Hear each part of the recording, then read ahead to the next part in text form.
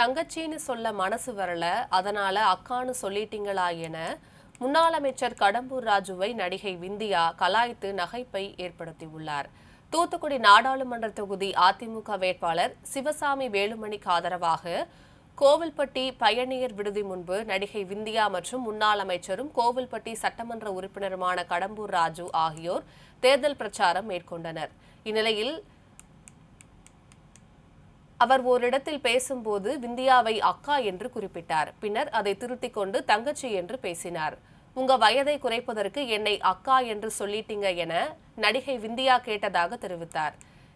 இதன் பின்னர் நடிகை விந்தியா பேசுகையில் தங்கச்சின்னு சொல்ல மனசு வரல என்றும் அக்கான்னு சொல்லிட்டீங்க என்றும் கூறி முன்னாள் அமைச்சர் கடம்பூர் ராஜுவை கலாய்த்தார்.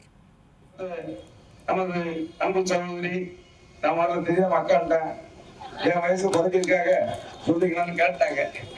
ஆக நமது அன்பு சகோதரி கலைஞர் கொள்கை துணைச்சவர் இந்தியா அவர்கள் இப்போது சிறப்புரையாற்றுவார்.